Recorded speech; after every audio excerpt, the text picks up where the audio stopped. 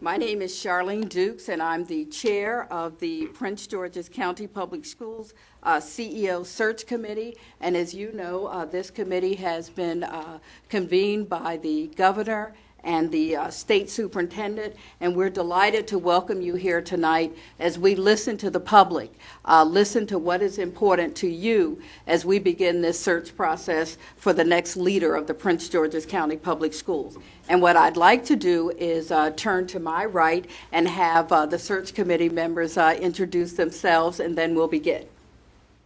Thank you. Good afternoon, everyone.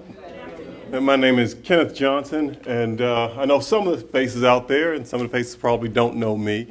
I'm a longtime resident of Prince George's County. I'm a product of Prince George's County Public Schools with Johnny Howard Elementary and Suitland Junior High and Eleanor Roosevelt High School, and I left here and did pretty well. I was accepted into Harvard University and then went on to get my law degree out of Berkeley.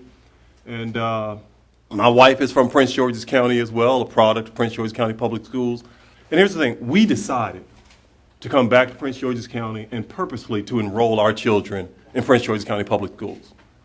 Our oldest daughter is a graduate of Suitland High School, is now in her just completing her second year of college, did very well. And our youngest is in 6th grade. And so I am honored to be in this position, and you can trust that I will do my absolute best to get a wonderful superintendent for our public schools. Thank you. Thank you, Dr. Dukes. My name is Orlin Johnson, a longtime resident of the county, probably been living in Prince George's for nearly 30 years now. I am very familiar with this room. I used to be on the Board of Trustees here back in 1999 and served as head of the foundation of the Prince George's Community College for nearly 12 years. Just finished 11 years of being on the Board of Regents for the University System of Maryland, where we had oversight over most of the public universities for the state. Served as secretary, vice chairman, and served as chairman of the Board of Trustees. Looking forward to being involved in this process. I've been involved in education at a number of levels. Handled a task force, for the governor on the education of African American males in the state of Maryland, and looking forward to seeing how we can continue to do what's in the best interest of Prince George's County, and looking forward to being a part of the selection committee. Thank you.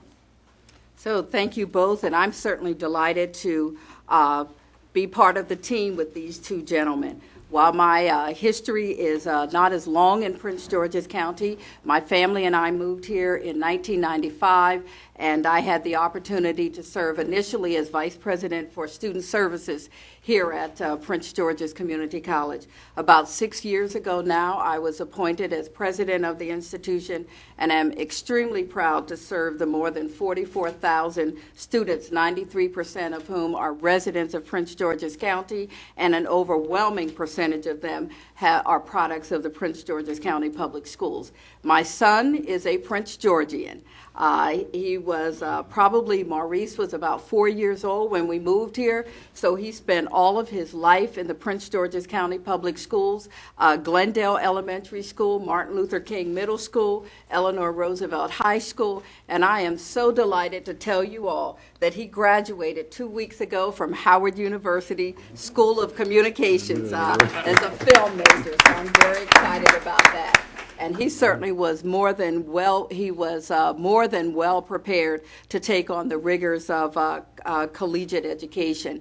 And like the two members of the search committee who have spoken before, it is my pleasure to serve in this capacity and to ensure that we are bringing, both recommending, I should say, quality candidates to be considered to take on this critical and pivotal role of Chief Executive Officer in the Prince George's County Public Schools.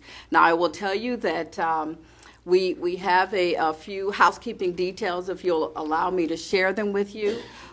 Should the need arise, if you leave the entry door here, turn to your right and make another immediate right, you will see the restroom facilities will be on the left side of the hallway. So as you move in and out of the room quietly, please feel free to do so. We have asked individuals two things.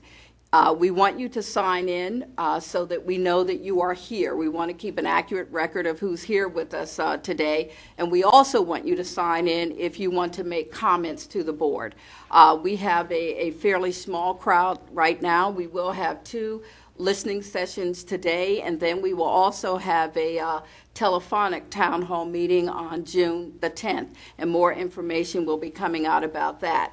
I will probably move back and forth to the sign-in table to ensure that everyone who wants to speak has the opportunity to do so. I will call your names. We will ask you to proceed to the microphone, introduce yourself again to include any organizational or community affiliations if it's appropriate to do so, and then you'll have approximately 2 minutes to identify the characteristics or qualities that should be attributable to the next CEO of the Prince George's County Public Schools. While we have microphones on, we will ask you to speak clearly because we are taping the event, and we want to make sure that we can put it on the county website so that other members of the public can hear what you're going to say. This session will conclude probably a little around 5:30ish or so. We know we started a few moments late, so we want to make sure that you have the full hour. And then we will start another session within about 15 minutes of our ending time. All right? Okay, thank you. And I'm going to get the sign-in sheet, and we'll see who's first.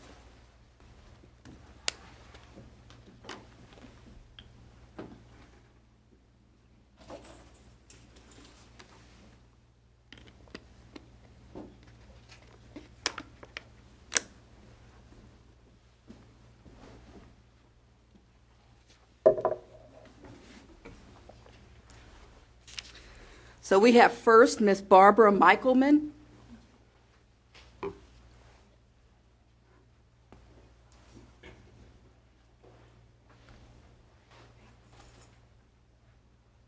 Thank you, Dr. Duke and Mr. Johnson. Mr. Johnson, my name is Barbara Michelman, and I have the pleasure of representing Amy Olivo, who could not be here tonight. And I know that name is familiar to probably everybody in the room for her dedication to this process. So I'm honored to represent her comments, which I have here, and a few of my own.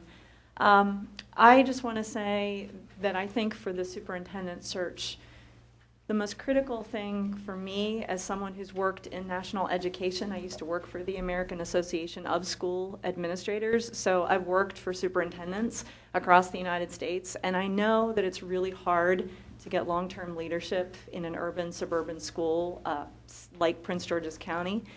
But when I look at this highly educated community that we live in, the greater Washington, D.C. area, every other public school system that's doing well has long-term, stable leadership at the top. So how can we really look to someone who wants to come and invest in our system? I know that's really hard. Everybody who has been here has promised that they wanted to stay and put down roots.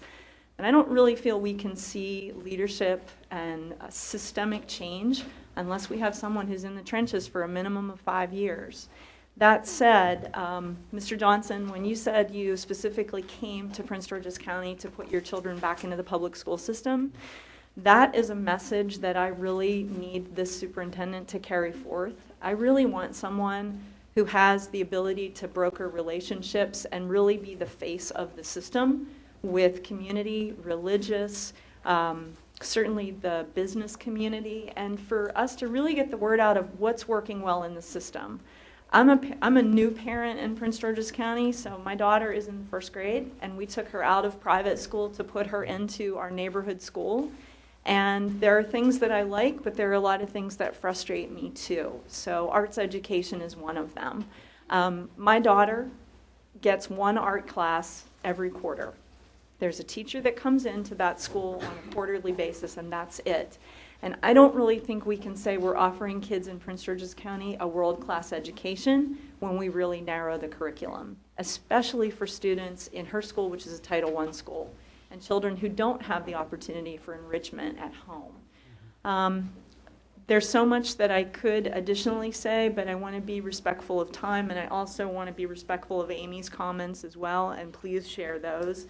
So if you'll please bear with me, I wanted to make sure the essence of her comments I have.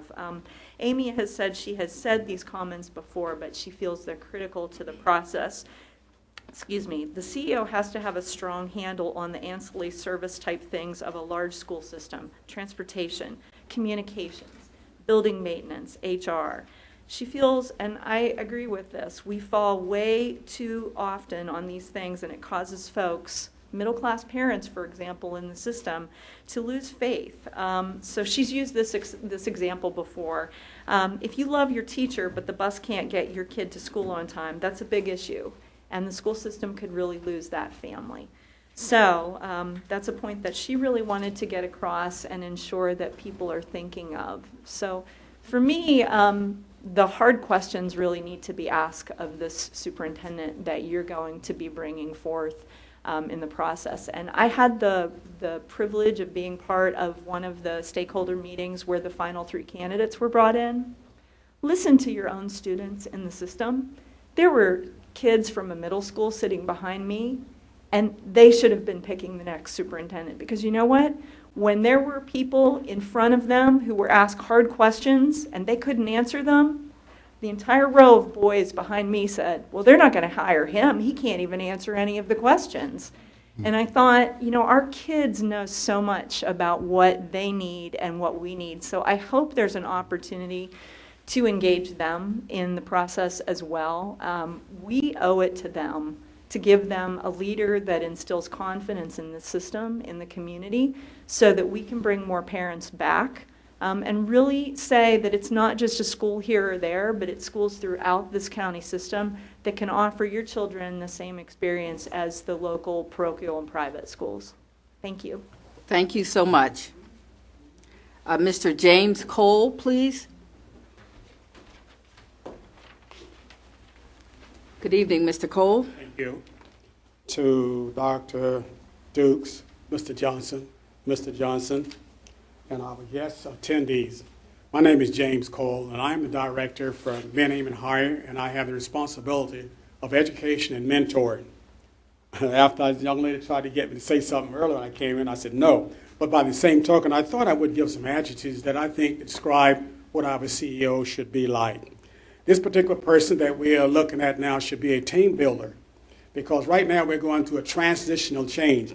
If he is not a team builder, there's a possibility that we will not be successful with the change that we have, because change do have stress in it. The person we choose should have good financial skills. I'm just going to give adjectives because of time. He should be a good collaborator with our community, as this young lady said also about the PTA and trying to get our community involved with something we are lacking in, as having much more active PTA meetings in our particular schools. And we have approximately, 26 high schools in our area, I believe it is. And they are functional, but they could be more functional if there was more collaboration. I would also extend hopefully that he would be very good if he's in education. He has to be good at education. But think in terms of what's happening in our environment with STEM Cloud. That is equalizing education for the students at the top, the student at the bottom, by enhancing the STEM Cloud program that is now being presented in our county by, I will not give the company's name because I don't think that's appropriate at the time being, but there's some good things happening in our community with the STEM Cloud programs in some of our high schools. Hopefully he will be instrumental in helping our Prince George's County executive to get this in all of our high schools to equalize education. Meaning education does not have to be boxed in, but something to be outside of the perimeters of the school, building, classroom. And that's the point with the cloud system. Hopefully this particular person that we choose also will be a manager that management by objectives, that he would plan, review, and get those things executed through his team, which is part of Prince George's County Executive, Mr. Baker. It's going to take a team effort to make sure that the change is effective. Without a team approach to collaborating, I don't think it will be successful, because change do bring stress. I agree with the young lady also about, she mentioned about stability. We need a leader that's coming in here is going to have some stability. It's going to have some staying power. One of our biggest problems has been that there have been more transit CEOs or superintendents than anything else. We need some stability. We need somebody that's a very good communicator, has a pleasant personality, and last but not least, he should be a very good problem solver. Thank you very much. Thank you so much. He asked me, where do I live? I live in Forestville, and I've been here 33 years. Thank you for that. Ms. Shirley Adams.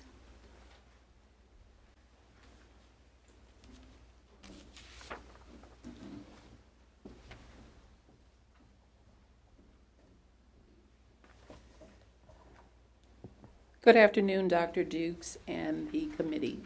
I want to thank you for inviting us here this evening, and I am most honored to be attending this meeting as well. And my name is Shirley Adams, and I'm the president of ASAPSME Local 2250.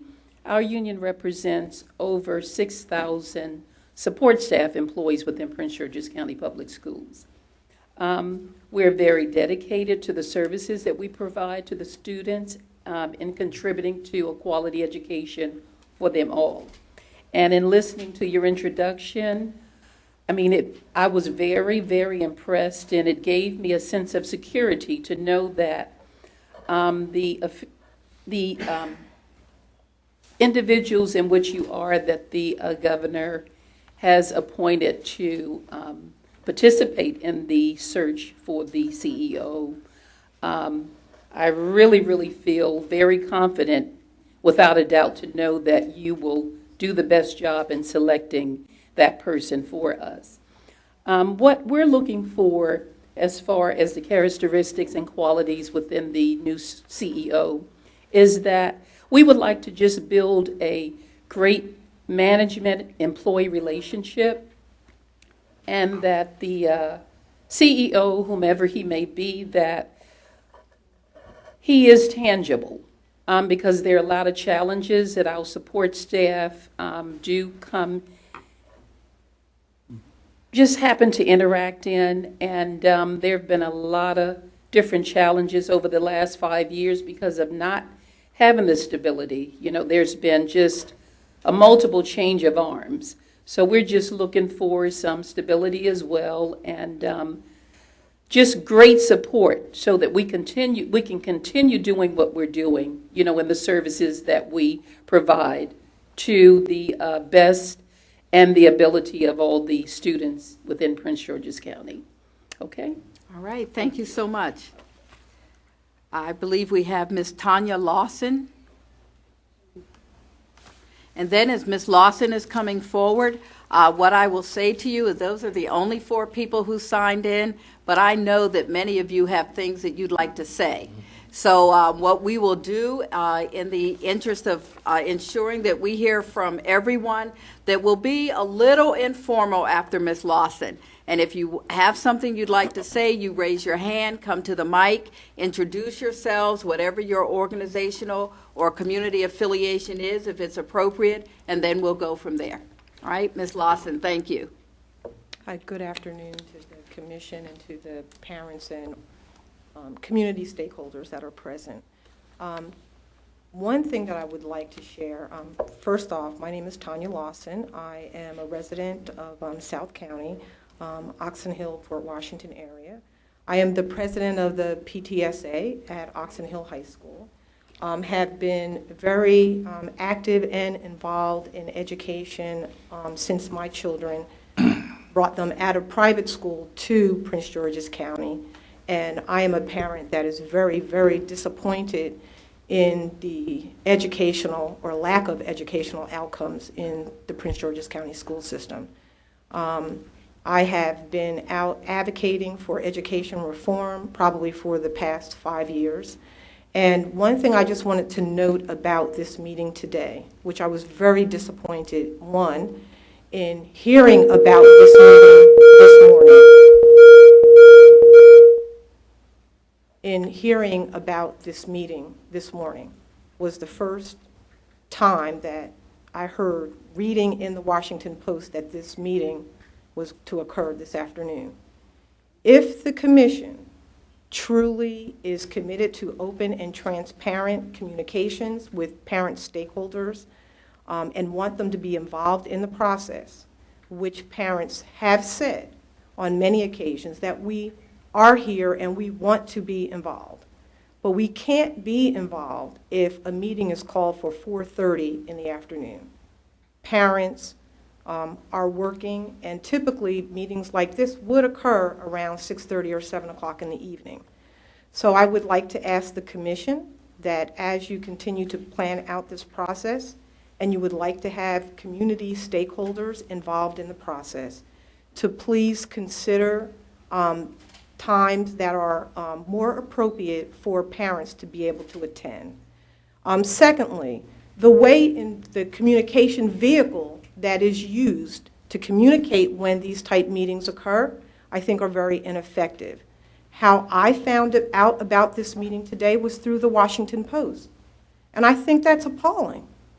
I have registered our organization's name as well as individual parents through County Executive Baker's website, and I'm really surprised that communication did not come out through his office and even through the Board of Education about this meeting.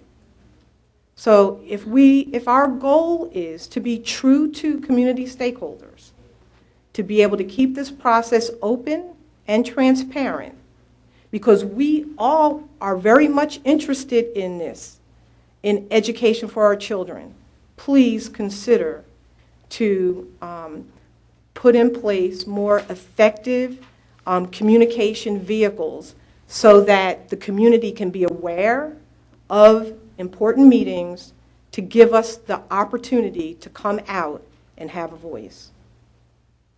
My last comment is about the criteria, the expertise that hopefully we will get in the next superintendent.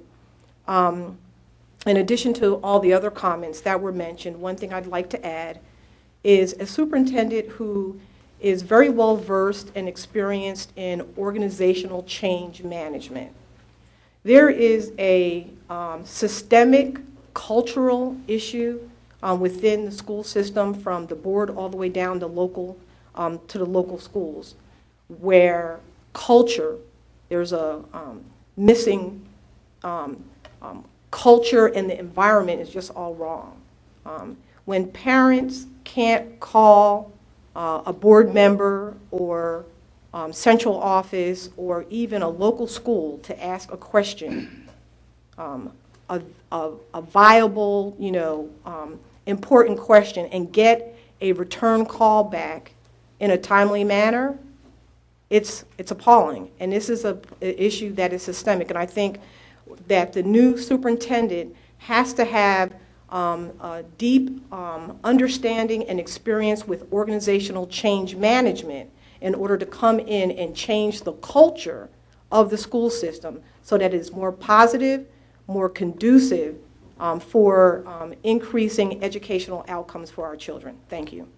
Thank you so much for all of your comments, and certainly those relative to the communication tools that we use and making sure that we are meeting at a time or asking for stakeholder input at a time that will be convenient across all of Prince George's County and the various schedules that stakeholders have. We'll take that into consideration, and we thank you for that. So Ms. Lawson was the last person who actually signed up. So I have a gentleman here, and then the gentleman with his hand raised. And if you'll introduce yourself, your organizational affiliation, and some people have been telling us, of course, what part of the county in which they live. Sure, absolutely. My name is Alonzo Washington. I am a Maryland State delegate and representing District 22, and I am also a hardcore Prince Georgian. I went to elementary school here, I went to middle school here in Prince George's County, I went to high school here in Prince George's County, and also went to college here in Prince George's County, University of Maryland College Park. And not many people know that or recognize that University of Maryland is here in Prince George's County, but it is. And I think that's the reason for that is because we aren't selling our county. We aren't selling our county to those middle income families that will love to move here to afford the houses that we have here. I think we have to sell our county. We need a superintendent here that's going to sell our county, that's going to reorganize how the school system works, that's going to actually say no to our elected officials when necessary. I am an elected official, and I want him to say no to me because he's doing what's right for our school system and not what's right for my particular and parochial interests. I think those things are important. I visited about all of my principals. I sat down with them in my district, and I sat down and spoke with all the PTAs in my district as well. And the one thing that I keep on hearing that's constant message is ESOL classes, special education, parental involvement, and ensuring that these parents are involved. And we have a language barrier here in Prince George's County, and it's not being recognized as much as it should be. And I think that we need to make sure those resources are there for those parents who don't necessarily speak Spanish or speak English or don't know how to guide their way through our process. That's what I'm hearing from parents. That's what I'm hearing from our principals as well. And the other thing is to make sure our principals really need someone that's going to come in and energize the system and send a message to everyone that we are ready to educate our kids on a higher level. And I would like to thank you for having this forum. I too was given a last minute notice, but I am here because I care and because I know that Prince George's County can do a lot better. Thank you very much. Thank you. The gentleman here, and then Ms. Miller, and then Mr. Ross. Dr. Dukes and Chairman and the committee. My name is Cornell Sonny Reed. I'm with the Service Employees International Union, and we represent the hard workers of the custodian staff in the school system. I worked for the school system for some 40 years. I've been president of the union since 1979. And we are the individuals that when the kids come through those doors, making sure that those buildings are clean. I've seen many superintendents go and come. And with the last one, not the acting superintendent, but he said he would be here longer than 4 years. Well, I've seen him go and come, and it seemed like 3 years is about the longer that they stay, or the 4 years and they're gone again. I certainly hope this time that you will be able to pick someone that will stay with the school system and move it forward. Thank you. Thank you so much. Ms. Miller?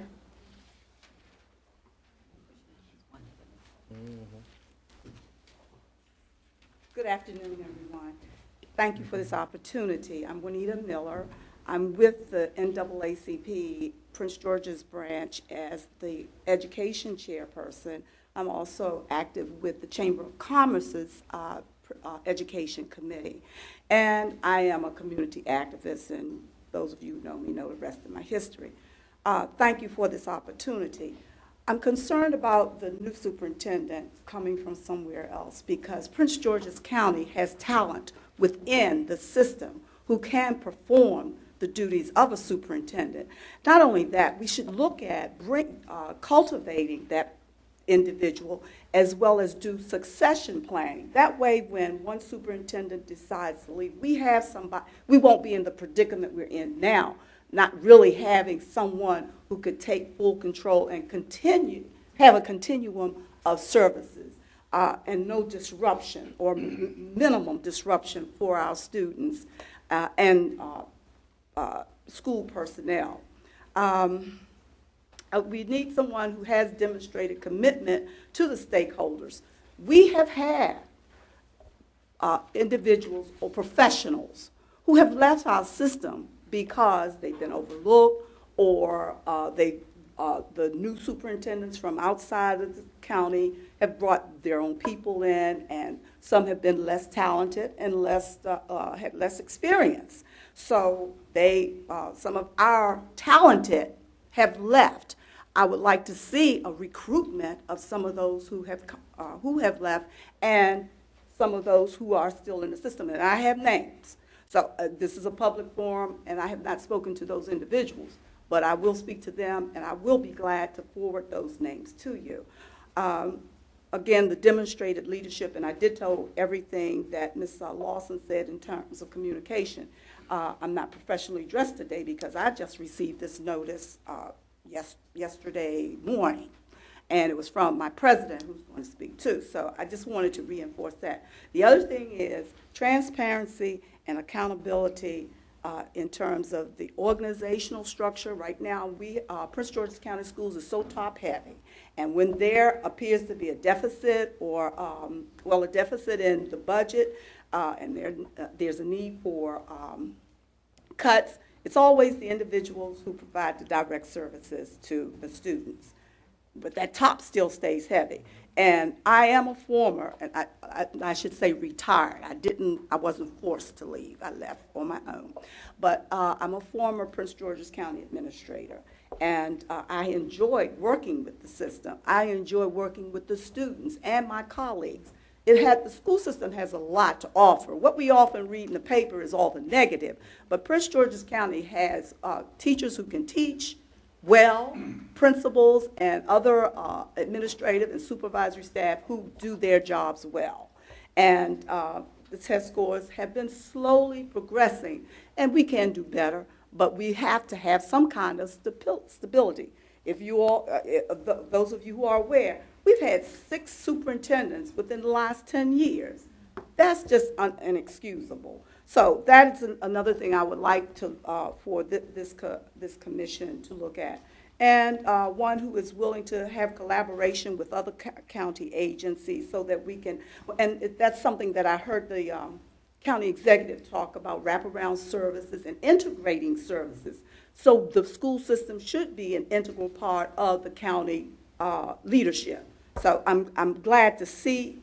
Well, I'm glad to hear. Haven't seen it yet. But I'm glad to hear that that's a part of his vision for the county.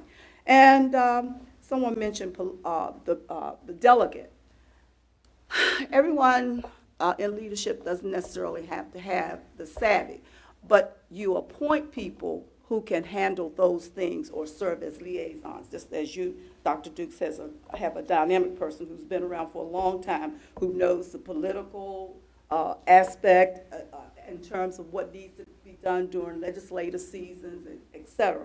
So I say all that to say these are qualities that we have these persons with these qualities in our system. So I ask that you recruit from within, and we can move our county school system forward. Thank you for this opportunity. Thank you. Thank you. Mr. Ross?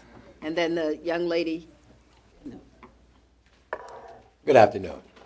Good afternoon. As I start, I think about when I first moved to Prince George's County. Now you'll have to speak into the mic. I think when I first moved into Prince George's County in 2001, I spent the first 5 years living in a hotel in College Park, whether I was in France or South America or wherever I was at. I would have them lead me to the local paper.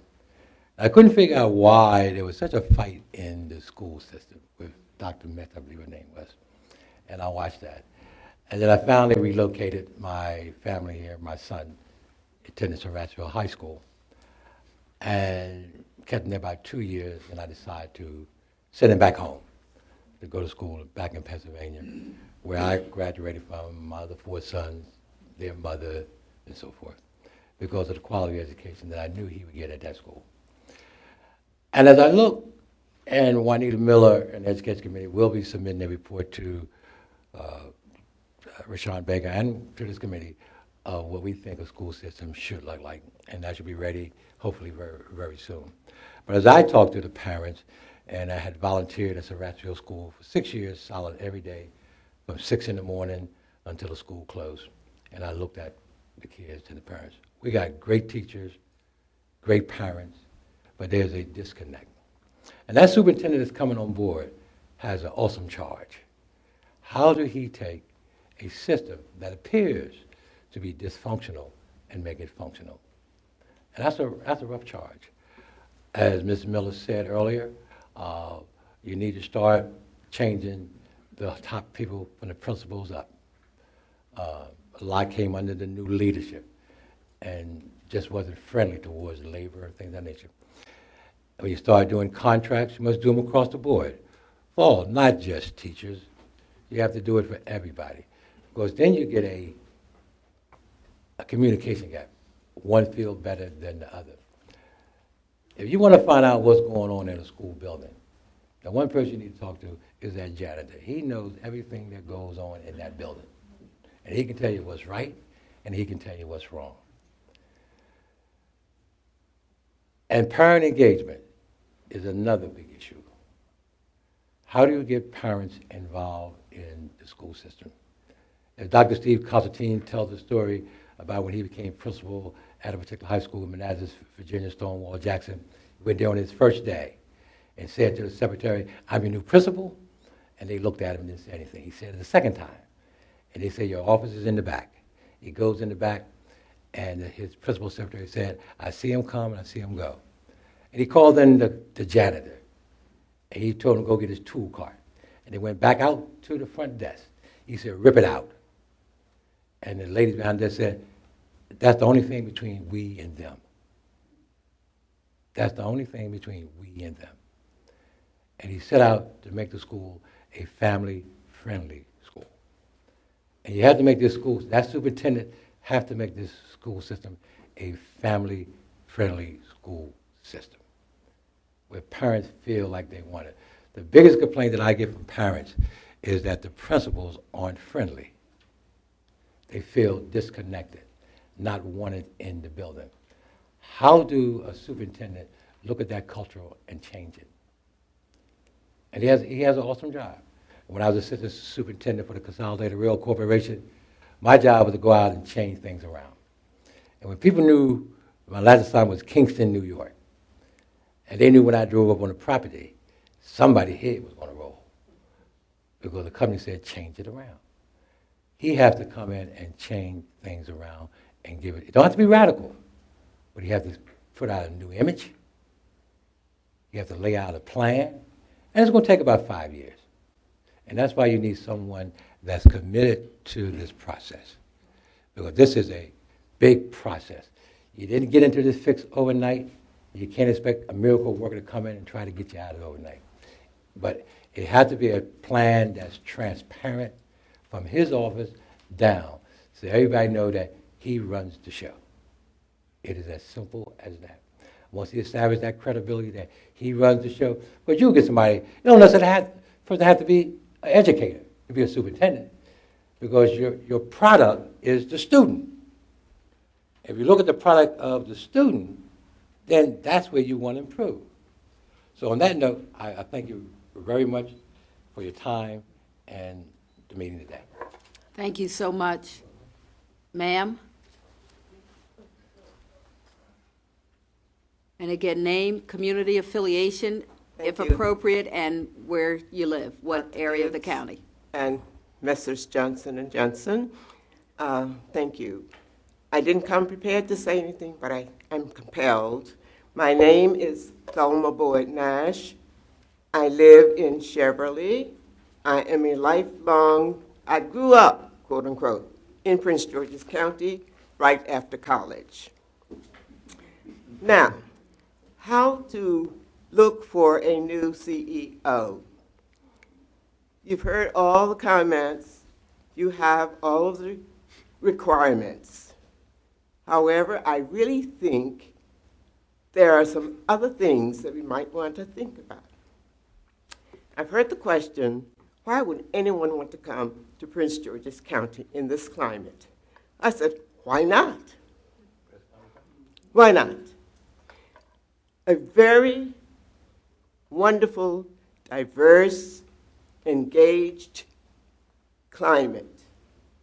Not as engaged as we'd like to see, but I've looked at all of the most recent sessions you've had regarding the school system, and I am impressed with the level of knowledge and engagement by citizens in my county.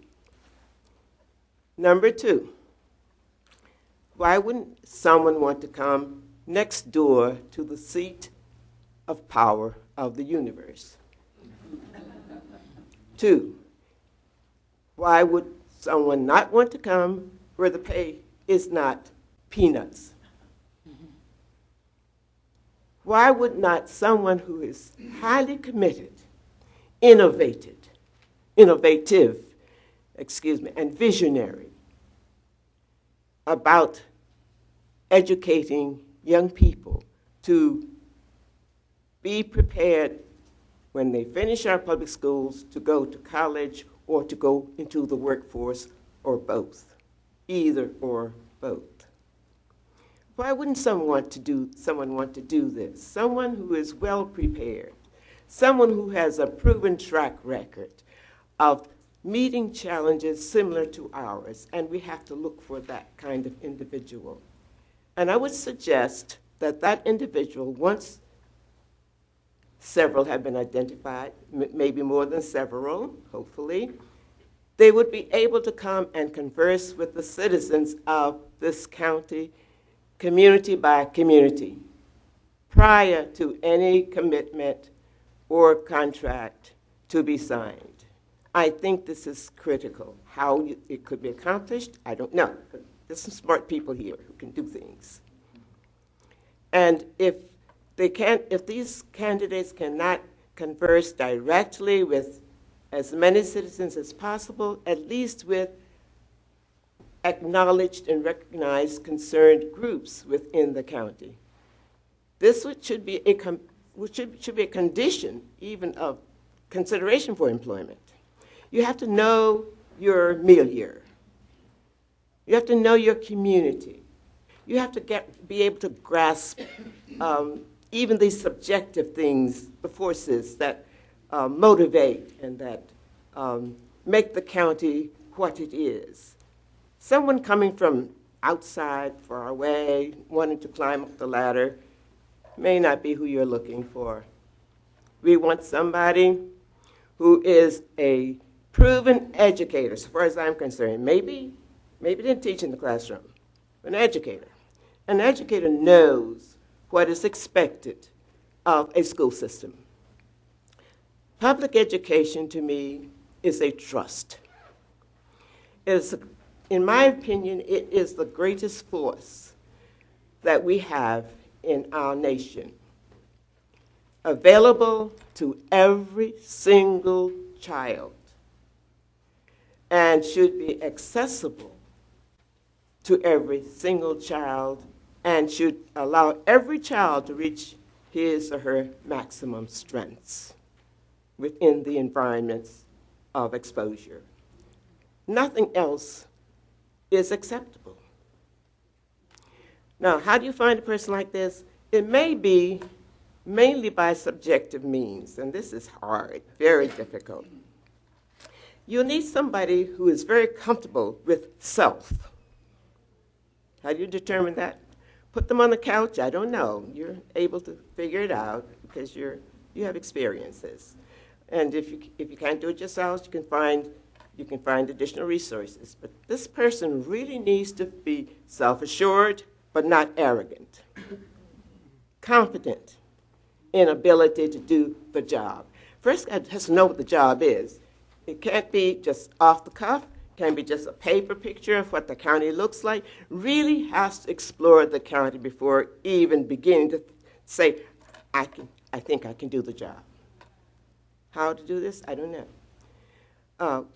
We've heard the implication that people come here to climb up the ladder. We want this to be a testing ground for some hotshot educator who thinks he has a toolkit that will address the needs of this diverse, multicultural, upward mobile, struggling environment. Even though we say that there is confusion in the system, I think there's some wonderful pieces that are functioning in our school system. They aren't very well publicized. That's another piece. The candidate, of course, has to understand this, has to, of course, as has been said, be a team builder, and has to have great political skills, but not be a politician. Must be a people person, because that's the kind of person we need in Prince George's County. well-grounded in an educational background with good management skills. And these skills can be identified, and the process for finding this person may be more timely than one thinks. Let it be. We can't rush. So I guess I don't need to say anymore. I am a member of the League of Women Voters. They didn't tell me to come up and say anything, but we will be looking at this process. And we will be studying the system this year and maybe into the future. So, because we are interested, we want a good system to educate all of our children and to do a thorough job. Thank you so much for your attention and for your efforts. Thank you. And as Ms. Nash takes her seat and we begin to identify others, there are a few things that I'd like to make those in the audience aware of. And we want to remind members of the audience that this search committee's charge is to recommend no more than 3 candidates for the Chief Executive Officer position in the Prince George's County Public Schools to the county executive. We also want to remind the audience that we are building upon the work of engaging the public that was conducted during this past immediate search. So we do have access to information that was on the Board of Education's website with regard to the characteristics and attributes that community stakeholders, whether it be parents, business industry, our political leaders, our organization and association of affiliate leaders, the information that was shared with the Board of Education. So we have access to all of that information.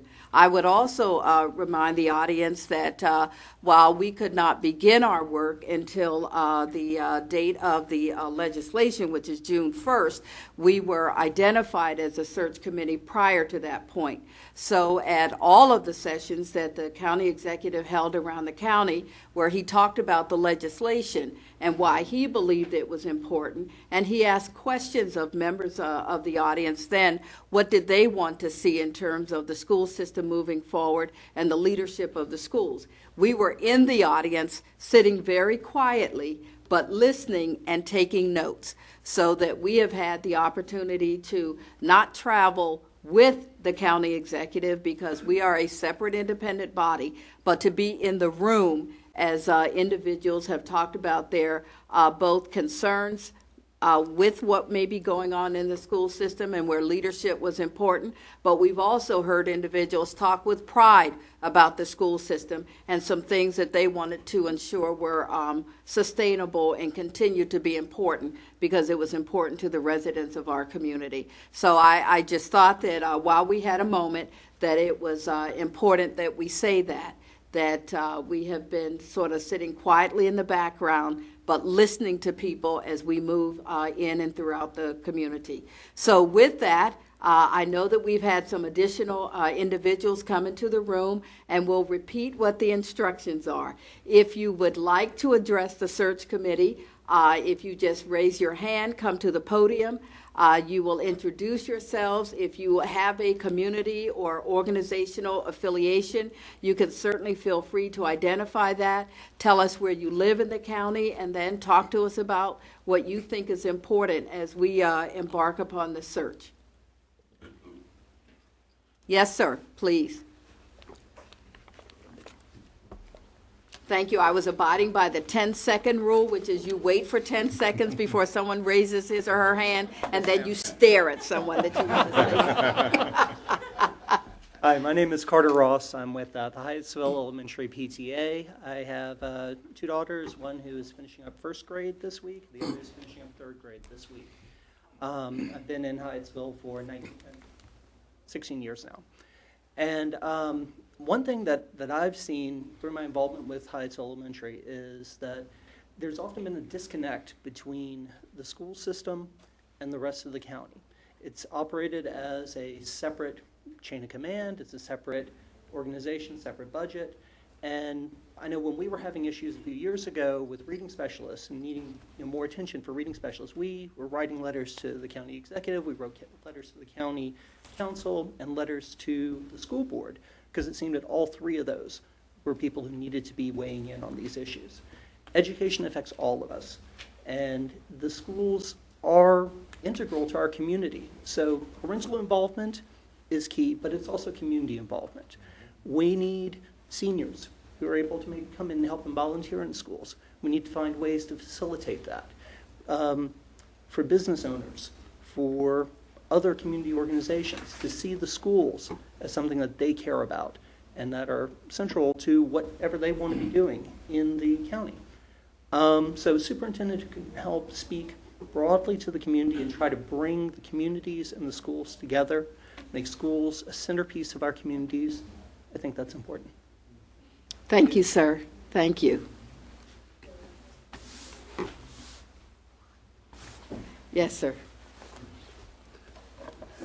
Good evening. My name is Owen Johnson. I'm a lifelong resident of Prince George's County and educated in Prince George's County Public Schools and retired from Prince George's County Public Schools and former board member of Prince George's County Board of Education. Thank you for this opportunity and this spur of the moment. I found out last night that you were having this forum, and I was compelled to come to be supportive of this process, first of all.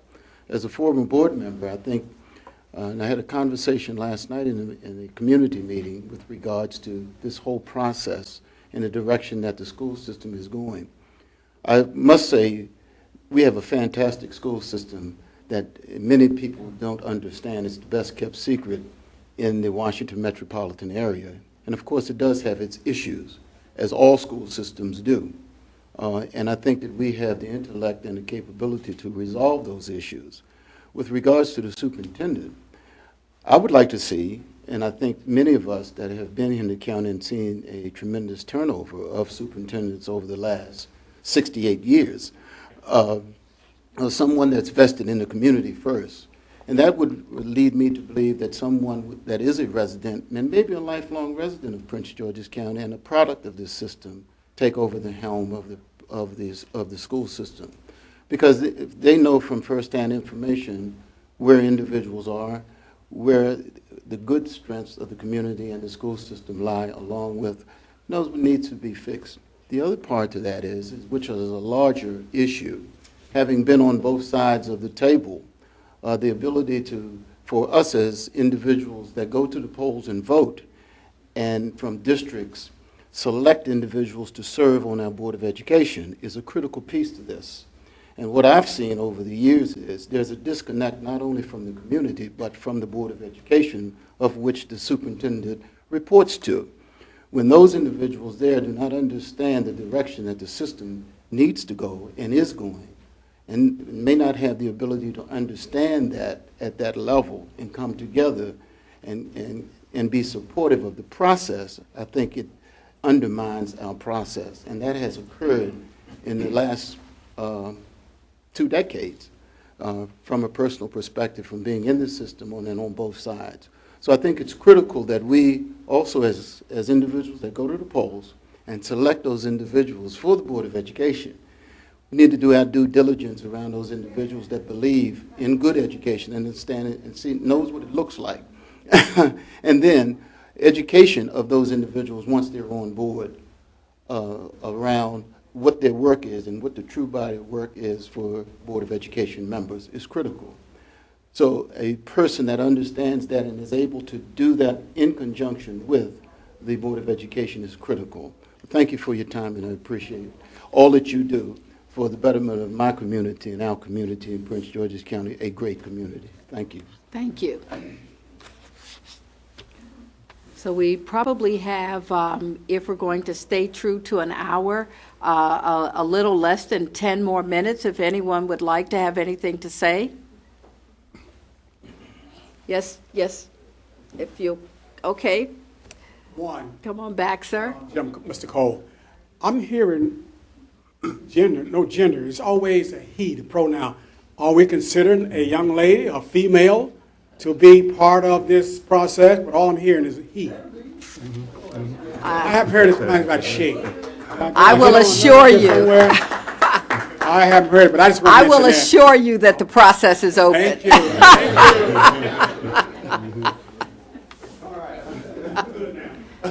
Is there another hand? Yes. I think. Ms. Mayo, you come Katrina. Good evening, everyone. My name is Katrina Mayo. I am the second vice president of the Crossland High School PTSA, and I was just elected, almost thrown under the bus, because I am a new parent to, as far as our children going to Prince George's County Public Schools, although I am a product and also a graduate of Prince George's Community College. Our daughter has been in private school, and she's now in 10th grade, and we decided that the private school that she was in was not the real world. So we decided to put her in public schools. But the education, the quality of education that was offered in the public schools was not what we wanted for our daughter. But we're giving it a try again. And we want this person that's going to be the superintendent, male or female, to be a people person, to be a person that is compassionate, and to remember that it's all about the children, the students of our county and other counties that see us, because this is our future. What we instill in them as parents, as community leaders, as teachers, as administrators, as a superintendent, is what we're going to get back. And if we give them the attention that they need, then that's all that matters. Thank you. Thank you.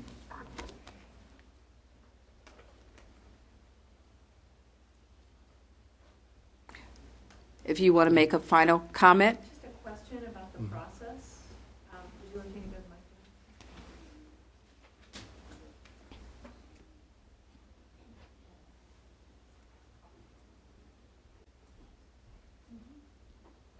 I just had a question about the process. I know that our school system was identified as one in Education Week, was a National Journal of Education record, as one of the schools that is looking for superintendent. So there are a lot of similar size systems as ours. Are you working with a search firm? I'm curious about the process, and if this is going to, I mean, is the decision that we will have somebody in place for the new school year, or that this process will go until we get the right person? I guess I'm just curious about next steps. Well, the search committee is working with a search firm, and that search firm certainly has a task as they work with us to both identify viable candidates and then seek out viable candidates, because sometimes the best candidate is not always filling out the application. We, as I indicated earlier, we are certainly all appreciative of the fact that Dr. Alvin Crawley, the interim superintendent, has indicated that he will stay on at least through the first week of classes that begin, I believe, on or about August 23rd. So we're building on what has already been done in terms of searching for a superintendent. We certainly hope to move with alacrity, but we will not move without purpose. So I think it's important for people to understand that too, that we are listening to the community, and there have been some key words that have, quite frankly, it's almost like a refrain to a song that we're hearing everywhere we go. So we know that those things, and there are probably 5 key things that I won't, that I'm hearing, but I want to make sure that my colleagues are hearing the same 5 key things. So I won't usurp our need to talk to each other by telling you what I believe they are. But we're taking all of that into consideration, making sure that we move quickly again, but not without purpose, and being very deliberate in the slate of candidates that we would recommend to move forward. Ms. Miller, and then Ms. Lawson. You mentioned doing outreach in terms of people who may not apply. Does that mean that the commission would be willing to extend invitations to pick persons who may be interested but just feel that because they're in the system or they have left the system that they're just not, and because of, quote, some of the politics that have previously been a part of the selection process? What we would suggest, I know because it makes the process a lot cleaner for us, that people not reach out to members of the search committee, but that you reach out to the search firm. That information has been posted. It's Hazard, Young, and Atia, and they can reach out to the search firm and rest assured of confidentiality in the process. Thank you. Ms. Lawson? Hi, thank you again. Tanya Lawson. As we were having this discussion, just a couple other thoughts came to mind. As we know that the school system is kind of divided into three areas. You have the North County, you have Central County, and South County. And I think that as we're looking at the next CEO, that one of the qualities that that individual should have is a virtue of integrity. There is much disparity between how money is distributed between North County, Central County, and South County, that I'd like to ask the commission to even explore that on your own. If we look at the budget and how money gets allocated to the schools across the district, there is some unfairness, okay? So we definitely want a superintendent or CEO who will be fair, who will apply whatever educational vision that he or she has across the entire county and not show favoritism. Also, we should look for a person who's very trustworthy, because we also have concerns about levels of corruptness and unfairness, nepotism, favoritism, etc., that exists, that really needs to be eradicated out of our system. Thank you. Okay, thank you very much. With that, what I'd like to do is thank all of you for coming out.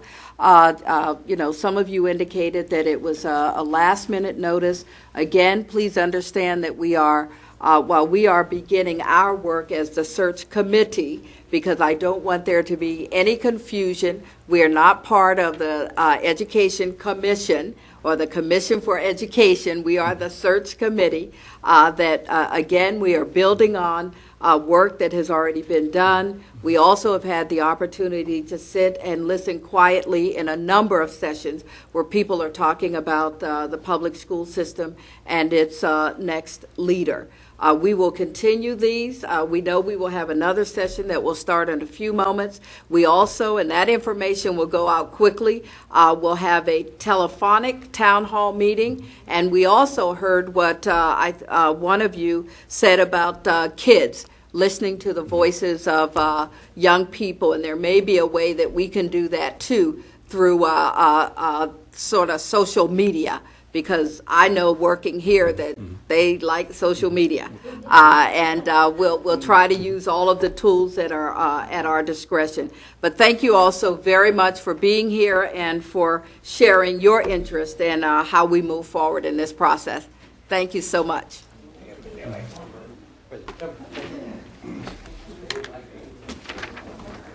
Ladies and gentlemen, we're going to get started with our next session.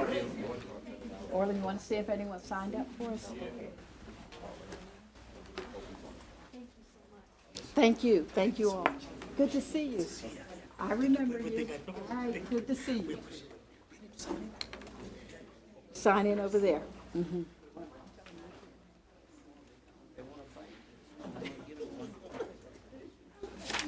So while we're waiting, we have two sign-in sheets. One is just so we can keep a record of who came to the sessions tonight. The other is an actual listing. If you would like to make a few comments to the search committee, if you'll sign your name in, and then if we get to the point where we become really informal, we'll just get up from our seats and come to the mic.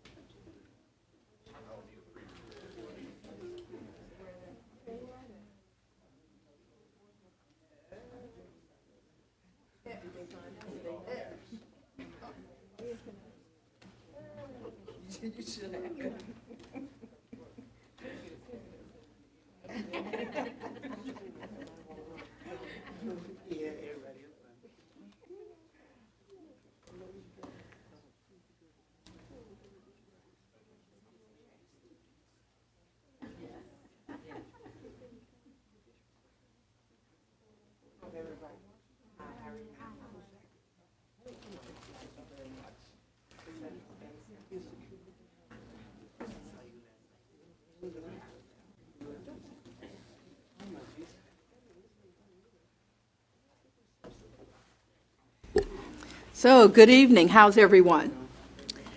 We want to thank you all for joining us this evening. We are the three members of the Chief Executive Officer Search Committee for the Prince George's County Public Schools. My name is Charlene Dukes, and what I'd like to do first is have the gentlemen to my right and to my left introduce themselves, tell you a little bit about themselves, and I'll do the same, and then we'll talk about what the process will be for this evening. So, Mr. Johnson. Good evening, everyone, and thank you for coming out to this session. My name is Kenneth Johnson, and I am, and actually because there's a podium and so I can't see who's over here, I am a longtime resident of Prince George's County. I am a product of Prince George's County Public Schools. I started at Johnny Howard Elementary School and then Suitland Junior High School and graduated from Eleanor Roosevelt. I went on from there to Harvard University to get my undergraduate degree. I got my law degree out at Berkeley, and I've been practicing law for a number of years now. My wife is also a product of Prince George's County Public Schools.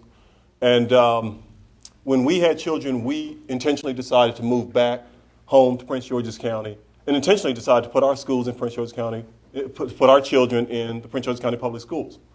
We looked at the school system and said this was a very good system for us. And we think it will be a very good system for our children.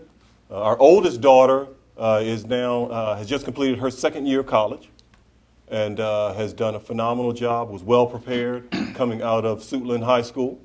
They did a great job preparing her. I was telling someone from the earlier session that when my daughter came out of our public schools, she had over $250,000 worth of scholarships. She was admitted to some schools that some of my peers from Montgomery County, their kids didn't get accepted to. Coming out of our public schools. So I know our schools work. We know our schools work. I'm really committed to getting a quality CEO for our public school system. Thank you. Thank you, Dr. Dukes. I'm Orlin Johnson. Know many of the individuals in the room. I've been a resident of Prince George's County for nearly 30 years now. Had an opportunity to work in the education systems in a number of areas. Been on the board of trustees here at the community college. Also served as the foundation president here at the community college for nearly 12 years. I'm just finishing approximately 11 years on the Board of Regents for the University System of Maryland, where we have oversight over all of the public institutions, but at least most of the public universities in the state of Maryland, with the University of Maryland College Park as being our flagship institution, which is obviously here in Prince George's County as well. Just finishing up 3 years working with President Obama, helping to handle one of the financial crisis at the SIPC, where we were handling issues related to the Bernie Madoff scandal, the collapse of Lehman Brothers, and also MF Global. Just finished my term there working for the president in 2012. Been involved in education for a number of years. Enjoy the county, enjoy doing whatever we can do to improve all aspects of systems in the county. I remember actually a few years ago I co-chaired with the gentleman from the Department of Education the task force on the education of African American males in the state of Maryland, and we were looking at the collegiate level, and by the time we got done with our research, we found ourselves back in third grade. That's where the process really starts to have a fork in the road. So in terms of understanding the process and being involved in the process, this is something I think it's important for all Prince Georgians, and I feel it an honor and a privilege to have an opportunity to be a part of this selection process, and I look forward to hearing your comments today. Thank you very much. Thank you. And I, again, am Charlene Dukes. In addition to serving as chair of the search committee, I am currently the president of Prince George's Community College, and I also serve as president of the Maryland State Board of Education. We are absolutely delighted to be in this position, but we also understand the awesome responsibility that comes with it. I feel like I'm the newbie in the group. I've only been in Prince George's County since 1995, so that's probably just about 18 years. But my son, Maurice, is a diehard Prince Georgian. He was 4 years old when we moved here. My family, we moved here to accept a position right here at Prince George's Community College. I served for the first year of my career in the county as Vice President for Student Services here at the college. Maurice went through Glendale Elementary School, Martin Luther King Middle School, and then Eleanor Roosevelt High School. And as I said earlier, 2 weeks ago, and maybe it was 3 weeks now, he graduated from Howard University from the School of Communications with a degree in film, and he is on his way to California to become the next great Tyler Perry, John Singleton. The only thing he has promised me is that I will be walking the red carpet at some point in Hollywood. We'll see, but I'm holding him to that. I also have the pleasure of serving 44,000 students here at the college, 93% of whom are residents of Prince George's County, and an overwhelming percentage of those students have gone through and been successful in the Prince George's County Public Schools and are continuing that success here at Prince George's Community College. So we know how critically important it is to recommend a slate of candidates for the CEO position who meet a number of criteria, qualities, and characteristics that are important to the residents of Prince George's County. So I will tell you that as the search committee, our charge in some ways is quite simple while complex, that we are to recommend no more than 3 candidates to assume the position of Chief Executive Officer of the Prince George's County Public Schools to the county executive. That we are also grateful and appreciative of the fact that Dr. Alvin Crawley, the interim superintendent, will be with us through the first week of school to ensure that there is a smooth opening for students this fall. So that allows us to move purposefully and certainly not rush the process, but be very focused and committed to the process. I would also remind the audience that we are building upon the work that has already been done. As a search committee, you know, with the legislation, we could not officially assume our responsibilities until June 1. However, in a number of community meetings that have been held with regard to the legislation, as well as the need for a CEO with specific characteristics or attributes, we have been sitting quietly in a number of audiences just listening to the public and taking copious notes that would help us in our work. We also have gone out to, at the time when it was available, out to the school system's website, the Board of Education, so we could look at all of the public commentary that went to the board as they conducted this immediate pass search that was going on. So that we want you to know that we understand our timeline. We understand how important it is to ensure that there is a smooth transition from the interim superintendent to a permanent superintendent, and we understand our work, which again is to recommend a slate of no more than 3 candidates who can come in here and do the work that we believe can come in here and do the work that needs to be done to ensure that we continue moving forward in terms of public education in Prince George's County. So tonight what we want to do is, this is the first of a number of sessions, or the second, I should say. Tonight is the first night, but it's the second session where we are wanting to hear from the public. We will also have next week a telephone town hall meeting, and that information will go out very shortly so that people can call in and talk to us in using social media and all the telephonic mechanisms that are available to them. But what we would like to do tonight is to listen to each one of you, or each one of you who wants to come to the microphone. We did ask that individuals sign up, and we'll call the names of those who did sign up, and then we'll open it up for anyone who wants to come up to the microphone and talk to us about what is important to each one of you. We will ask that when you come to the microphone that you introduce yourself, you indicate what your organizational, association, or political affiliation might be in terms of the role that you play here in Prince George's County, and then what part of the county that you live in, and then talk to us about what you think is important. We are taping this event, so we will have that information as we continue to move forward in this search process. So I'm going to start with those who signed up. And I think we have first the Honorable Obie Patterson, the councilman from District 8, and I believe Vice Chair of the Council. That is correct. And good evening, Madam Chair and other committee members. Thank you for this opportunity to briefly say to you probably what you got in the first session. Since it's my term, I'm going to say what I came to talk about. First of all, I think it's imperative and important, if it's any way possible for us to get a commitment from the next CEO that's going to be with us for some extended period of time to make sure that we maintain some type of continuity in the system. I think when we have so many rapidly turnovers of people, students, parents, teachers, has a tendency to lose a little faith in the system. So I think we really do need that. My other beef is that I hope that this person will come with the full knowledge and understanding that we need a technology-centered system that's, that represents the 21st century.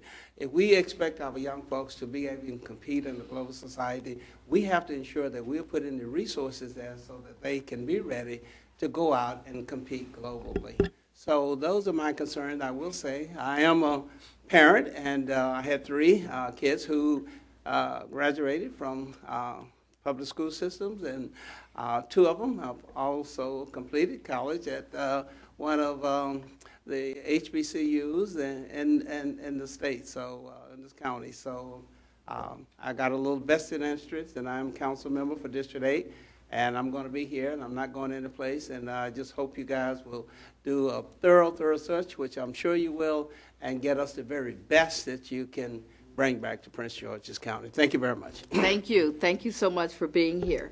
And then we'll go to the Honorable Joanne C. Benson, who State Senator representing the 24th Legislative District. Good evening, everybody. Good evening. My name is Joanne C. Benson, and I am a senator in the 24th Legislative District. Most of the 24th Legislative District, as you know, is inside the Beltway. We have just had a new reorganization of the 24th District, and we now reach all the way out to 197. So we have lost some of our communities inside the Beltway, which are of critical need. I have always, I went to Bowie State University and made a decision to stay here I started out in Calvert County, but came back to Prince George's County and made a decision to spend my career working inside the Beltway. I dedicated 40 years of my life in the Prince George's County Public Schools. I've served in just about every capacity. I've taught every grade except for kindergarten. I have my arms wrapped around the Prince George's County Public Schools. I know the school system very well. And even though I retired in 2001, I want you to know that I am still very actively involved in the schools in Prince George's County, particularly inside the Beltway, because that is where my district is. I have a profound interest in the school system. I love the Prince George's County Public Schools. Never regretted a day that I worked in the school system. And I know that we are in for great things, because I think that with the county executive and his heart and soul, because he had children, he has 3 children that came through the Prince George's County Public Schools, and they all are doing exceptionally well. And so with the leadership of the county executive and with the selection that he has put in place for the chair of the school board, and with the people that are sitting up front here, the 3 of you, I have very, very high expectations for an even greater school system because our children, without question, can do better. I would hope that we select a superintendent that it really is an educator, that has the needs of children and education deep in his or her heart. A superintendent that understands our budget. We have a $1.7 billion budget. A person who understands the budgetary process. But we also need to have a superintendent that is willing to study the demographics of Prince George's County, because we are very, very fortunate that we have we have people from all races, creeds, and colors in Prince George's County. We have over 150 different languages spoken from about 100. It's a number of countries that are represented in Prince George's County. And we need to be in a position to bring all of those students along.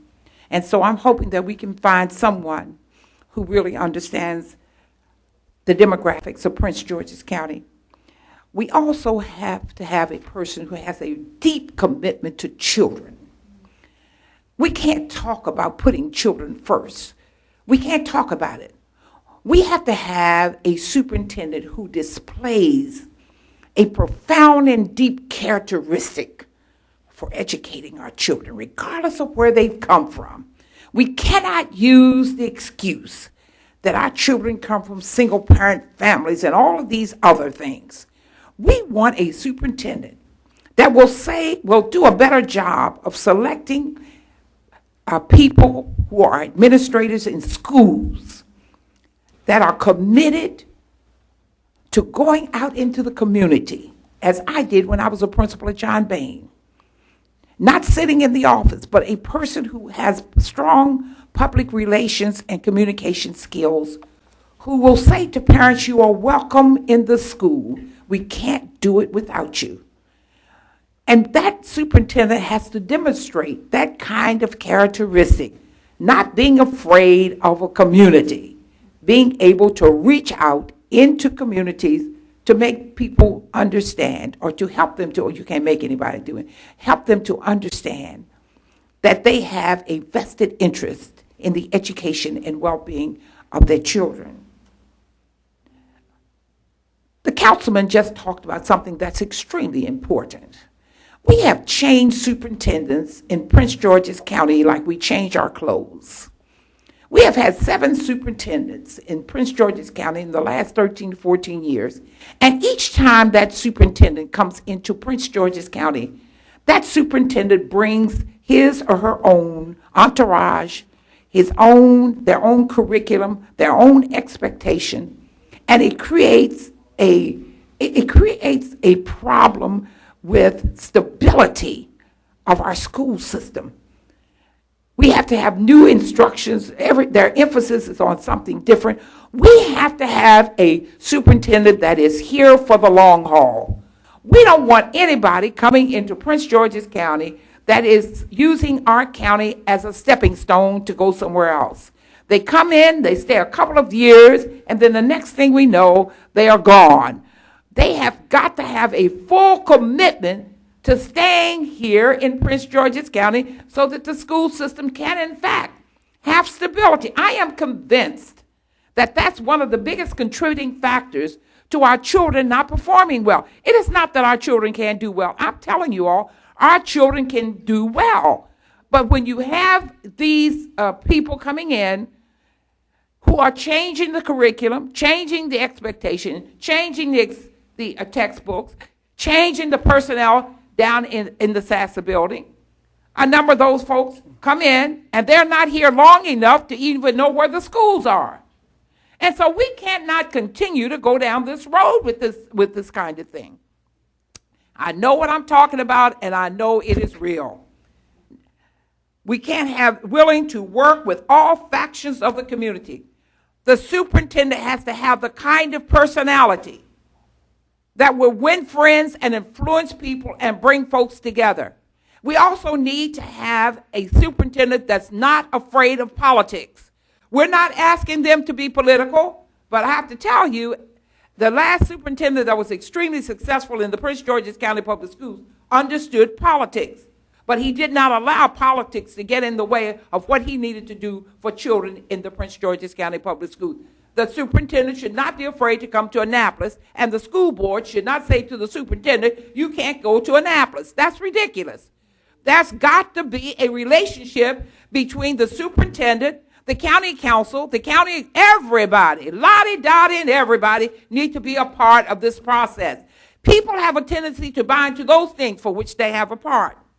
They have to be able to work with community groups, work with churches, work with our unions, and work with our school board. It is extremely critical. And if there is a disagreement, they should not use the news media as their springboard to bring our business out into public. We don't find that in Howard County and some of these other counties that are doing well.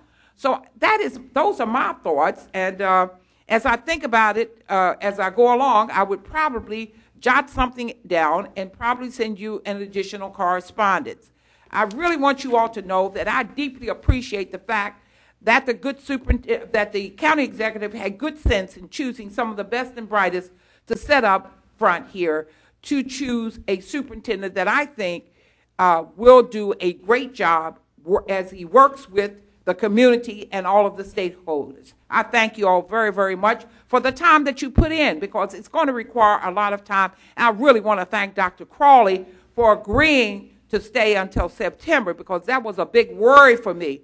I just was very worried about the school system having to wing it over the summer, but I think that you all have made a great decision by having him to stay along with the decision of the county executive. I thank you all very, very much for the time that you're going to put in, and hopefully with my experience and my background as an educator of 40 years, whatever I can do to help you, I am certainly prepared to do it, because I really do know the school system extremely, extremely well. Thank you very much. Thank you, Senator Benson. And I should say, as we get ready to have some others come to the microphone, that there is a way that you can contact the search committee via email. And it's newschool, NEWSCHOOL, CEO, newschool CEO, all one word, at co.pg.md.us. And we'll make sure that that information is widely disseminated too. New School CEO, all one word, at co.pg.md.us.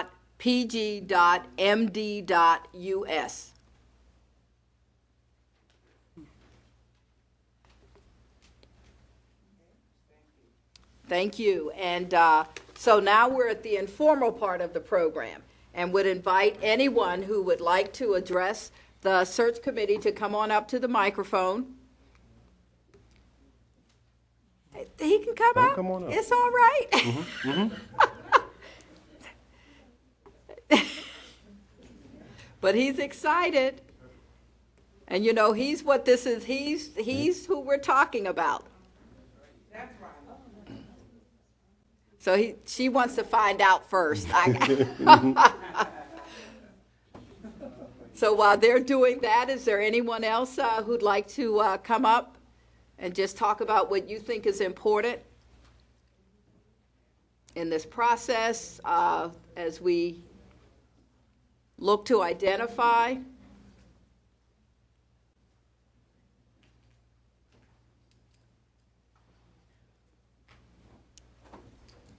Dr. Dukes. Hi. Good afternoon. My name is Angela Angel. I'm actually representing Councilmember Derek Leon Davis. I'm his policy, education policy. Would you spell your last name for us, just so? Certainly, Angel, A-N-G-E-L. All right, thank you. And Councilmember Davis was chair of the HEHS committee last year. He's vice chair this year, and I'm his education policy specialist. So this is something we talk about in our office all the time.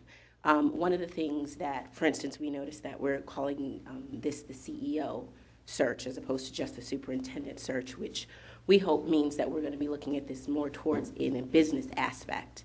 One of the things that the council member and I have been discussing is our research that we do as a county and how we process data on our school system.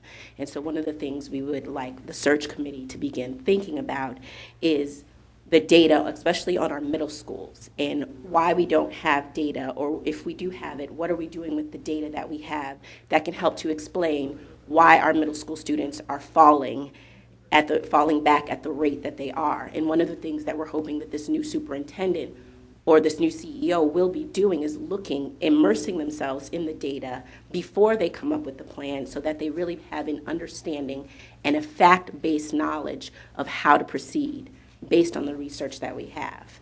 So one of the first things, the biggest things that we're looking for are better analytics, better data. There have been numerous studies that have been commissioned by PGCPS that have made suggestions and looked into why our students have the test scores that they have, but they have not been implemented. So one of the things we would encourage you as a committee to do is to ask for that research, because it's been there, it's been paid for. We'd also ask that you look into, we've paid apparently millions of dollars for studies, for testing and things to be done in the county, and we'd like to know what happened with those results and where they are and how we're implementing them, and if we haven't implemented them, why and what happened to them.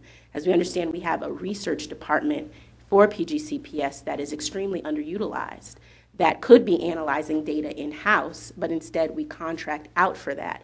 And so we should possibly be re-examining the utilization of that unit so that they can help drive this search as well as how we proceed. One of the biggest things that we look for the CEO to be able to do is to come up with a strategic plan to address the middle school drop-off. Specifically, that we want to be looking to get a better bang for our buck out of all of the things that we're putting into the school system, out of the research, out of the performance audit that we're going to be doing and looking at how the entire school system is run. We want to make sure that we are utilizing all of the dollars that are going into the school system effectively. And so we hope that this CEO will come to the school system with a business mind, with a business acumen, is what we're hoping they will bring, so that all of the departments are running efficiently and using the research and the data that we have. And if we need to go out and get more and better research and data, that's being implemented. So those are just some things that we'd ask that you all consider. Okay, thank you.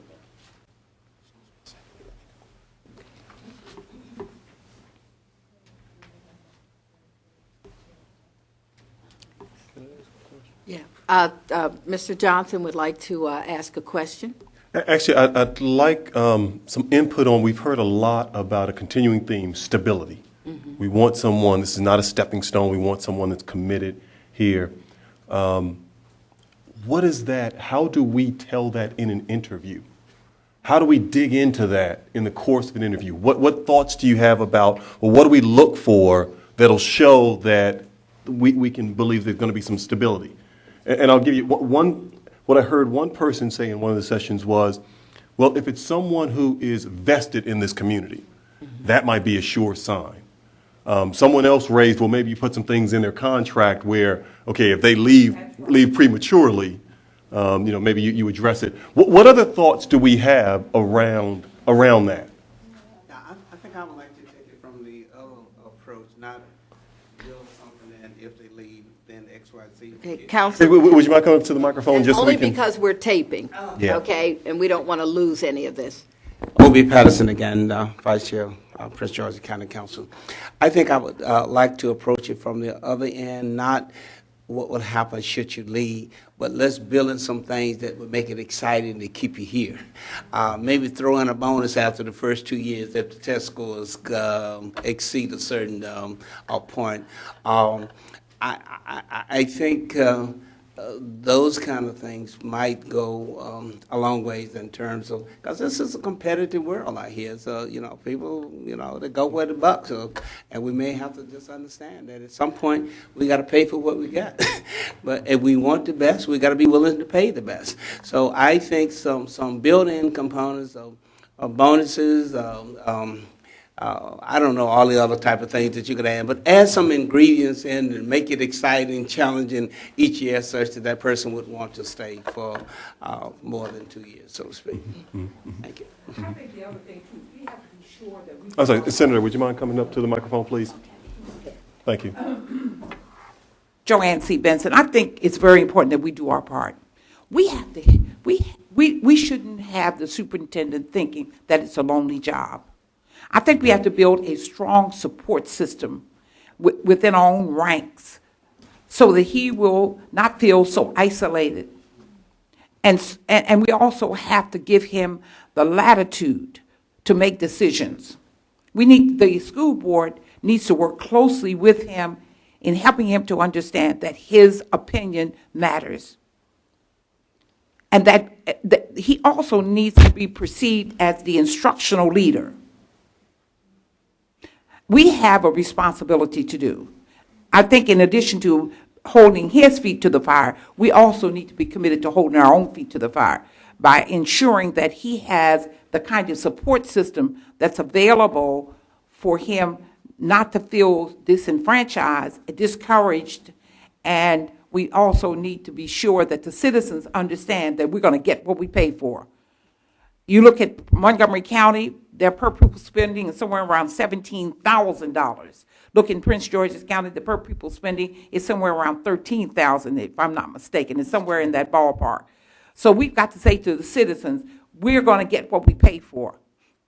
And if we provide the proper resources, we have a role to play too. I think that we need to look at what we should be doing in the way of our responsibility by ensuring that the superintendent, if we give the superintendent a sense of belonging, a sense of ownership, then I think that that's a part of what we're talking about here. Thank you. Thank you.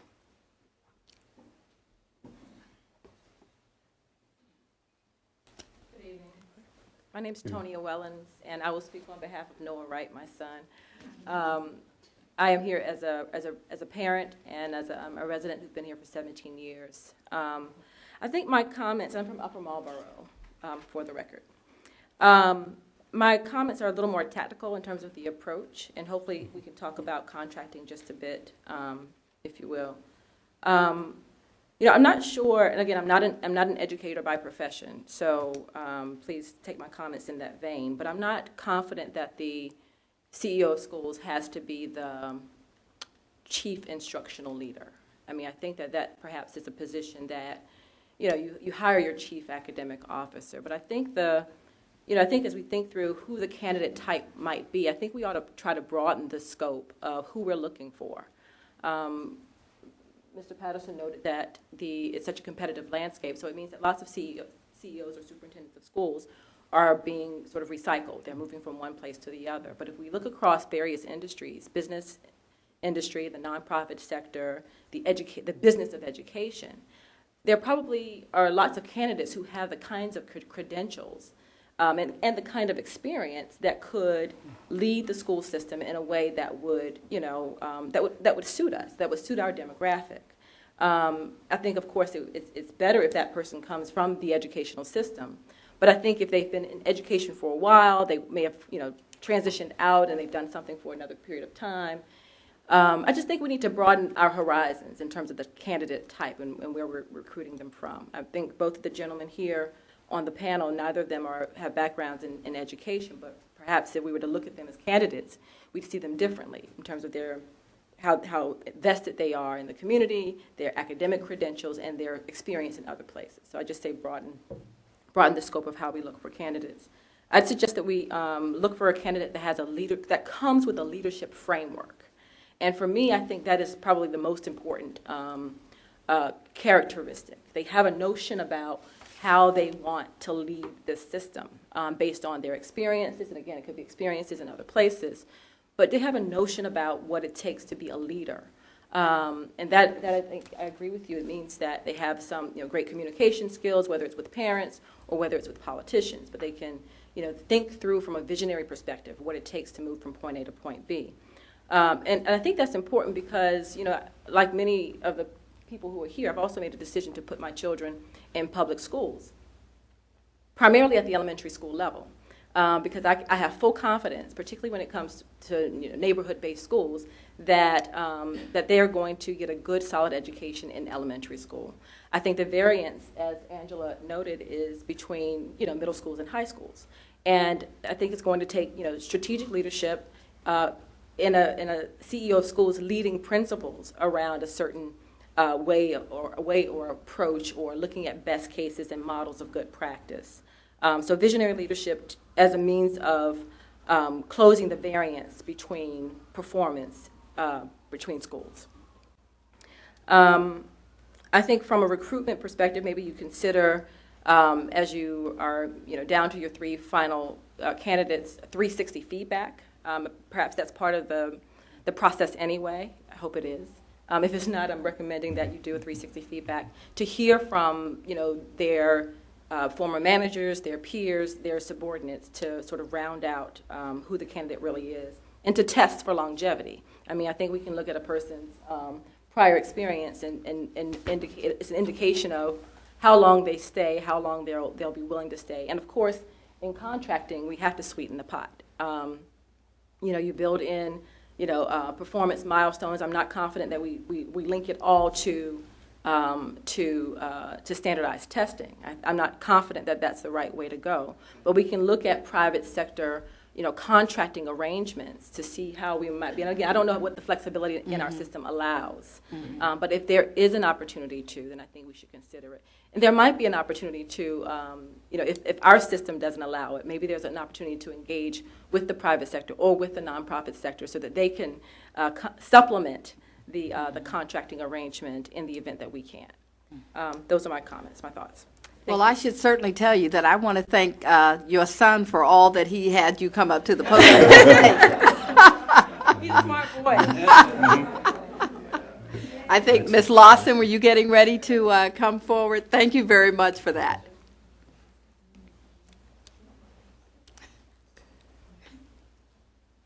Yeah, Tanya Lawson again. I was here in the earlier session, and Councilman Opie Patterson happens to be my district councilman. So thank you for your comments. And I wanted to comment on his question, Mr. Johnson, correct? Mm-hmm. Okay. About the how stability and how can you ensure that? And I think then Councilman Patterson indicated about flipping it and making it positive, offering bonuses.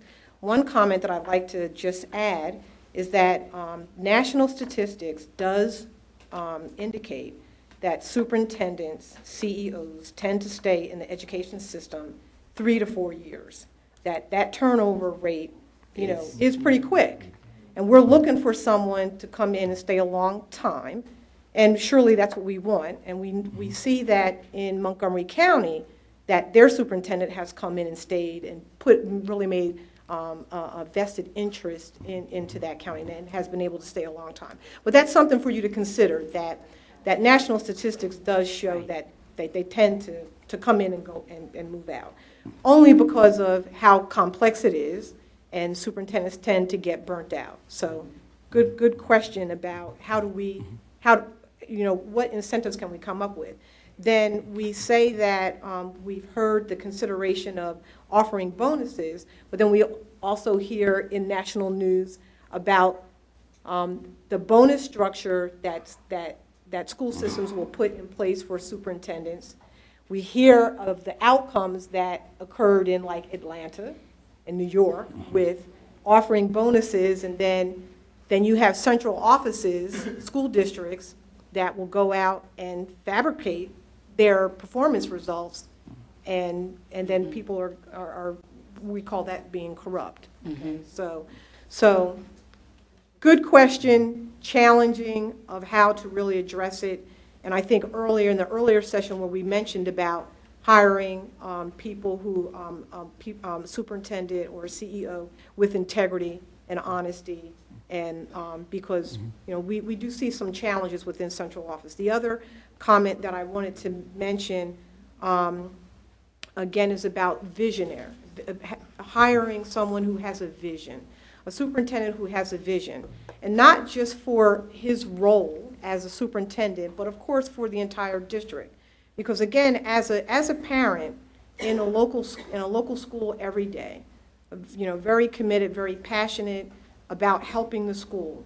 When we hear the school system talk about they want parents to be engaged and involved, when you have a group, our PTSA, we were successful at recruiting and attaining over 420 parents at our school, which is an accomplishment in Prince George's County. Mm-hmm.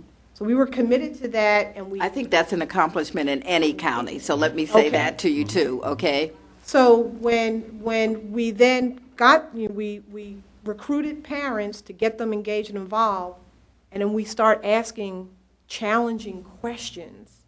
We start asking questions about the budget. We start asking questions about how can we help? How can we come in and help in security? How do we help in the office? How do we help in the classroom? How do we raise funds to provide for additional resources and services to help elevate academic programs at that school? When we did that, the school started pushing the parents away. I mean, we basically got censored. We got silenced. And it's because as parents, we get close to the school, close to seeing how operations are being executed, then people become sensitive and they become vulnerable. And at the minute that their weaknesses get exposed, then they want to shut the parents down. Instead of saying this is a partnership, we're here to help each other out. We're not perfect. The school system's not perfect. The parents aren't perfect. But we're here, we want to engage and help.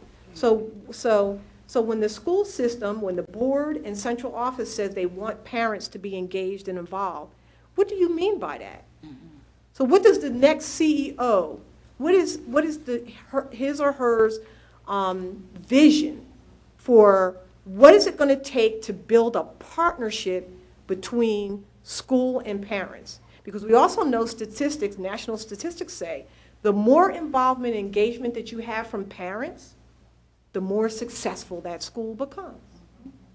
So we really need a CEO who has a commitment, an understanding, and invested interest in building the partnership, business partnership, as well, as equally important, that parent partnership.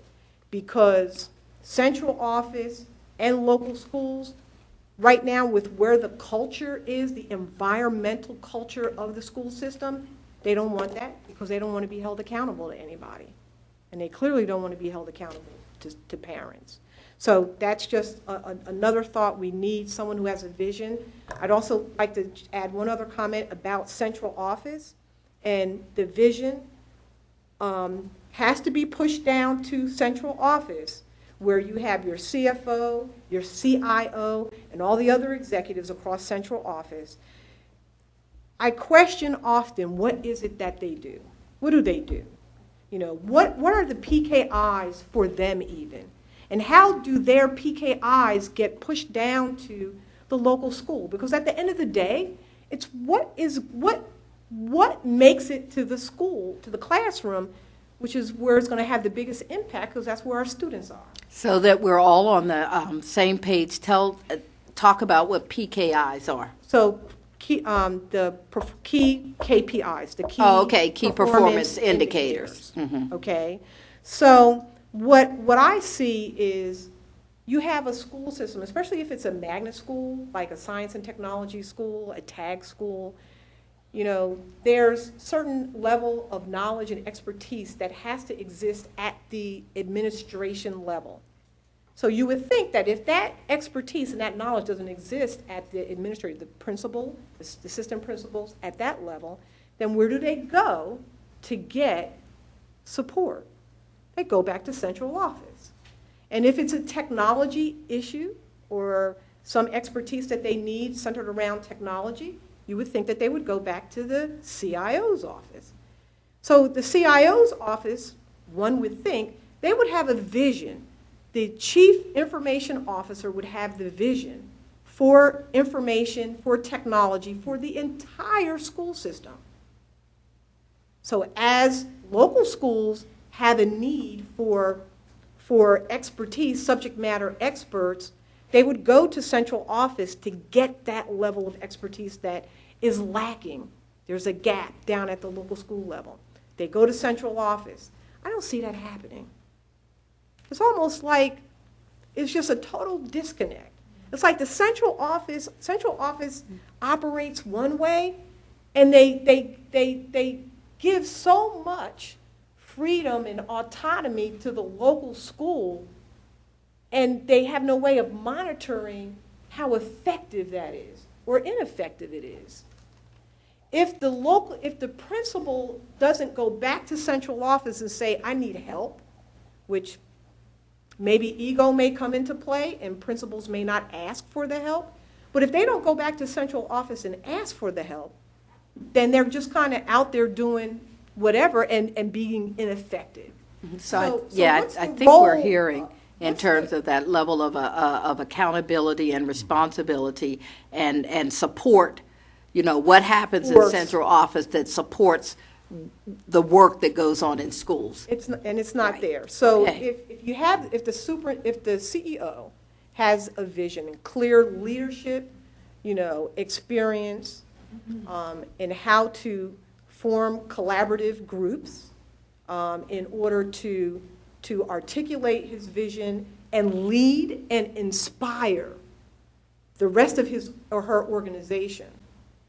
We need somebody like that, because there's a big gap between what happens in central office and what happens down at the local school level. Okay, thank you. Are there any other comments? Well, we're not committed to finishing 10 minutes early, but we will if there are no other comments.